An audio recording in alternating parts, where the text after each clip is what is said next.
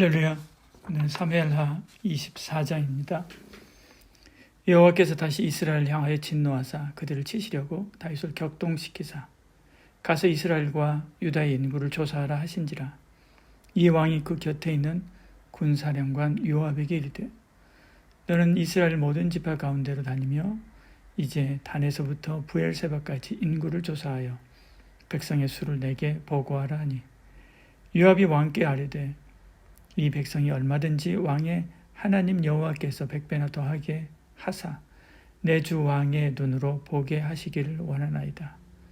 그런데 내 주 왕은 어찌하여 이런 일을 기뻐하시나이까 하되 왕의 명령에 요압과 군사령관을 재촉한지라.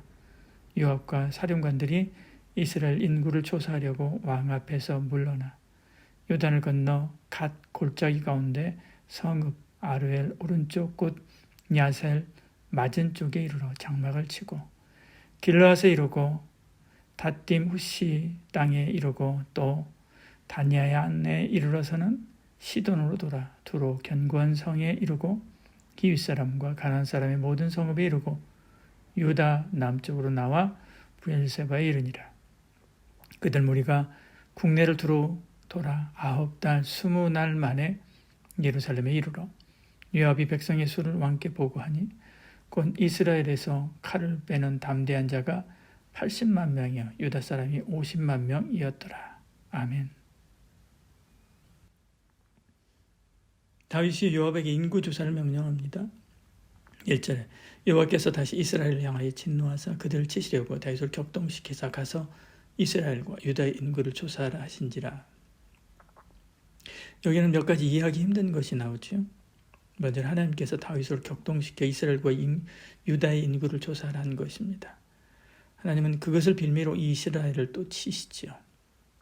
그런데 목적이 이스라엘을 향하여 진노하셨기 때문이다. 그렇게 말씀하죠. 하나님께 진노하신 것은 이스라엘 백성의 대다수가 하나님께서 세워주신 다윗을 버리고 압살롬과 세바를 지지하고 따랐던 것이죠. 하나님은 그들의 지도자 다윗의 마음을 놓아버립니다. 그러자 그동안 그에게 부어주셨던 백성을 위한 따뜻하고 자유로운 마음이 사라지지요. 대신 사단이 주는 강팍한 마음이 자리를 잡습니다. 그래서 역대상은 사탄이 그의 마음을 충동했다라고 표현하고 있습니다. 21장 1절에요. 그는 백성을 강력하게 통제하겠다는 마음으로 인구조사를 실시하죠. 통상 이스라엘의 인구조사는 제사장을 통해서 이루어집니다. 통계에 잡힌 사람은 속전을 내게 하는 거죠. 그런데 다윗의 인구조사는 군대 장관 요압을 통해서 이루어집니다. 그리고 징병과 과세를 목적으로 시행된 거죠. 왕권 강화가 목적입니다. 그는 자기가 자기 힘으로 백성을 통치하려 한 것이죠. 그리고 자기 힘을 과시하려 한 것입니다. 하나님이 세운 왕의 태도가 아니죠. 스스로 다른 사람의 머리를 밟고 왕이 된 자가 하는 방법입니다.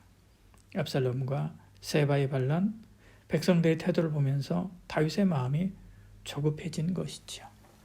그래서 스스로 왕권 강화에 나선 것입니다. 이처럼 우리도 하나님의 은혜로 살아야 되는데 어려움을 만나면 내 힘으로 하려 할 때가 있지요. 언제나 주님을 의지해야 됩니다. 조금이라도 방심해서는 안 됩니다. 경험이나 지혜가 우리를 붙들지 못하지요. 일이 있었던 것은 모든 반란이 진압되고 나라가 태평성대를 구가하던 다윗의 말년입니다. 그의 경험과 지혜가 최고조에 달했던 때지요. 그런데도 이런 어처구니 없는 실수를 하지요. 우리는 한순간도 하나님의 은혜 아니면 바른 선택을 할 수가 없지요. 늘 주님만 의지하시기를 축복합니다. 요압과 신하들은 이런 다윗의 결정에 반대하지요. 그래서 다윗은 밀어붙여서 이 일을 하게 하여 계수한 인구 통계가 나옵니다. 곧 다윗은 자기 잘못을 깨닫고 회개하지요. 10절에요. 다윗이 백성을 조사한 후에 그의 마음이 자책하고 다윗이 여호와께 아뢰되 내가 이 일을 행함으로 큰 죄를 범하였나이다. 여호와여 이제 간구하옵나니 종의 죄를 사하여 주옵소서. 내가 심히 미련하게 행하였나이다 하니라. 하나님은 선지자 갓에게 다윗에게 받을 벌 3가지 중에 하나로 답하게 합니다. 세 가지는 3년의 기근, 3개월의 전쟁, 3일의 온역이지요. 다윗은 3일의 온역을 선택합니다. 그는 적의 칼에 죽거나 백성이 굶주려서 서로 힘들게 하기보다는 하나님께 직접 맞는 것이 낫다고 생각한 것입니다. 하나님께서 전염병을 치셔서 7만 명이 죽게 되지요. 그런데 돌연 하나님께서 마음을 돌이켜서 심판을 중단합니다. 그곳이 예루살렘 아리우나의 타작마당입니다. 이것은 여부스식 표기이고요. 그것이 여부스 원래 땅이기 때문에요. 히브리식 표기는 오르난입니다. 그래서 오르난의 타작마당이다. 그렇게 다른 성경에서는 표현하고 있는 것을 보죠. 다윗은 이곳에서 자기 죄뿐 아니라 민족의 죄를 지고 홀로 형벌을 받겠다고 나서게 됩니다. 17절에 다윗이 백성을 치는 천사를 보고 곧 여호와께 아뢰 이르되 나는 범죄하고 악을 행하였나이다. 이 양무리는 무엇을 행하였나이까? 청하건대 주의 손으로 나와 내 아버지의 집을 치소서 하니라 이야기합니다. 다윗은 선지자 갓의 조언으로 제단을 쌓고 제사를 드리지요. 그러자 재앙이 그쳤습니다. 하나님의 은혜 앞에 나아가 회개함으로 하나님과의 관계가 회복되자 재앙이 그친 것입니다. 그 자리가 성전이 되지요. 이 세상의 모든 문제는 하나님과의 관계가 어그러진 데 있습니다. 그러므로 그 해결책도 하나님과 관계를 회복하는 데 있지요. 그러나 우리 힘으로 안 됩니다. 인류는 스스로 책임질 수 없는 죄를 지었기 때문에 그렇죠. 그래서 은혜가 필요한 것입니다. 그래서 십자가가 필요한 거지요. 십자가는 하나님과 관계 회복을 위한 유일한 우리 영혼의 좌표입니다. 예배는 바로 그 관계 회복을 이루는 현장, 아리우나의 타작마당이라고 할 수가 있습니다.